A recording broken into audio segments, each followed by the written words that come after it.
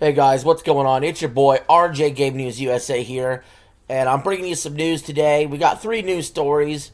One is going to be about DLSS 5, and we're going to have another news story about the Starfield 2.0 update, and we're going to have a story with the Switch 2 22.0.0 update. And there's a lot of interesting stuff in here to talk about. So if you're new, like, share, subscribe if you haven't already. And we're going to jump right into it. But we're going to start with the Switch 2 22.0.0 update. A lot of nice positive changes happened here. So basically, there's this new addition in handheld mode that allows you to be compatible with the original Switch games to run as if the console is in TV mode while being played in handheld. This is really key. This is really important. This will help with frame rate issues and whatnot. The Switch 2 handheld screen is 1080p compared to the original 720p. It results in significantly improved resolution and fidelity for backwards compatible titles. Enabling this can increase battery consumption, though, and may disable certain handheld specific features like touch controls or motion controls in some games. I think it's a pretty good trade-off.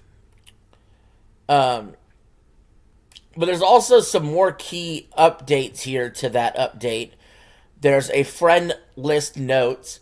You can now add private notes to people on your friends list to help you remember who they are. I think that's helpful. And there's also game chat improvements. This one I really like. You've added the ability to invite friends to active game chat rooms directly. So before, you'd have to all make sure you get into the game chat at the same time and shit. Now you could just add them as you go, which is a pretty basic feature that should have been there at launch. There's a new storage capacity breakdown. It now shows data types like software, DLC, and screenshots for system memory in the micro SD express cards. Parental controls receive push notifications on the parental controls app when your PIN is successfully entered on the console. And as far as accessibility goes, it added text-to-speech support for album content and setup menus, plus Portuguese and Russian support for game chat speech-to-text. And airplane mode, your Bluetooth, Wi-Fi, and NFC preferences are now saved and reapplied automatically when toggling airplane mode. So these are all really nice little additions that make everything a lot better, in my opinion. Speaking of making things better, let's get to our second news story, which is this Starfield 2.0 update. And this will coincide with the launch of Starfield on the PlayStation 5, April 7th. Base game will be $50, and with all the DLC included will be $70, which I plan on playing on stream. So, some key features to be added is there's a free lanes update. The free update introduces several highly requested features to deepen immersion and reduce reliance on fast travel. There's cruise mode, which allows players to travel seamlessly between planets within a star system while inside their ship, complete with random space encounters. I have a comment on this one, though. I didn't mind I didn't mind the fast traveling. Legitimately. As long as that stays in, I'm good with that.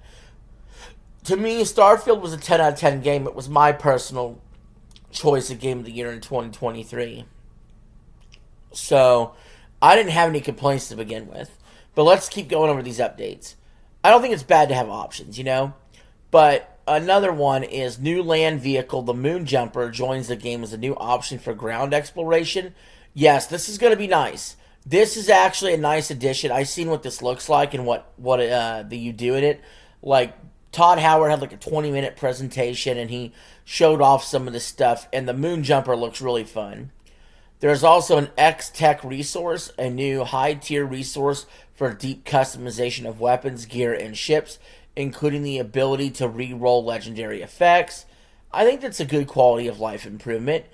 We got quantum entanglement device, which is located at the lodge. This device allows players to store most items to carry over into New Game Plus. So this is awesome because as somebody who would do several runs of Starfield, not just beat the game and then start a new run, which basically, spoiler alert, New Game Plus is you beat the game, you go through the portal, you're in an alternate universe. And then from there, I would always do these quick runs. But the idea that you could go to the lodge and actually store items there, so when you go into your parallel universe, you could just pick up those items, sounds really nice. Because let's be honest, when Starfield, the difficulty would keep raising when you go through the portal. And what Starfield ended up becoming after you beat the main story once was almost a roguelike where you're just trying to quickly keep going through the portal again and again and again. And then, let's see, what else we got here? We got outpost sharing, a shared container system that lets you easily transfer loot between different planets and outposts. That's awesome. Trust me, that's great, because having all your shit stuck at one outpost, looking back on it, it's annoying, and I wasn't even thinking about it. There's new companions and pets, including NPCs like Maria Hughes and the Model G robot, plus a Millwell pet for Outpost. Okay, that's good. That's a nice addition. Didn't know we needed one, but we got it. And then we have some stuff from the Terrain Armada expansion, which is a new quest line. Players combat a robotic armada threatening the settled systems. Modern weaponry introduces more contemporary assault rifles and laser weapons. And the pricing is $10 for the standard edition owners, but free to those who own the Starfield Premium Edition. PlayStation 5 releases for Starfield is April 7th for $49.99. Includes DualSense haptic support and PS5 Pro enhanced performance modes. And there's also DLSS 5 support, which might be the first time I'll be playing a DLSS 5 supported game, which is a great segue to go to our last news story, and it is our cover story in the thumbnail. But announced March 2026 for RTX 50 series GPUs, NVIDIA DLSS 5 is a major graphics breakthrough that uses real-time neural rendering to infuse games with photorealistic lighting, materials, and shadows, unlike previous versions focused on upscaling or frame generation.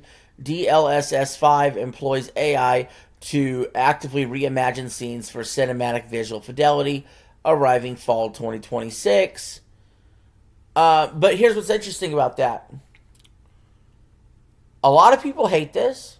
They don't like the look of it. I like it. I think it looks good, actually. I think that, it looks really good, actually. Let's read some more key details about this. There's a natural rendering focus. Instead of just increasing performance, DLSS 5 acts as an AI-powered visual enhancer that transforms standard game textures and lighting into something approaching offline Hollywood-level rendering, according to Digital Foundry. And I think Digital Foundry has it right.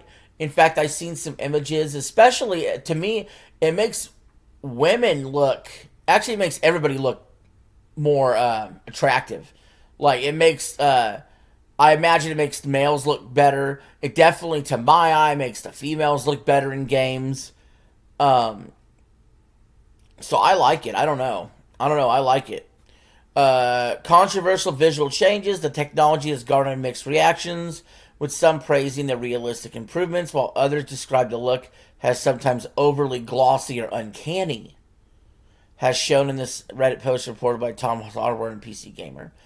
AI interpretation. It uses AI to understand the scene, such as how light should interact with the skin, hair, and surfaces, bringing a 3D scene closer to reality, and I believe it does. I don't believe it's overly glossy. The technology is heavily supported with expected integrations in major titles like Bethesda, Capcom, NetEase, Ubisoft, and Warner Brothers. And yeah, we've seen Bethesda already wanting to utilize this tech here. And so I think that's it. That's all we know right now about the DLSS 5. So I think this is all good news, personally. Some of you may not be happy about DLSS 5. Certainly, there's nothing wrong with the Switch 2 news. And if you're even a little bit excited for Starfield, it's at least no worse than neutral for you with all the Starfield news going on. But anyway, it's good to bring some good news for once, not just talk about layoffs and bitching about woke games. So hopefully you guys enjoyed the news videos today. Let me know your thoughts in the comments below. And until next time, this is RJ signing out. Have a good one.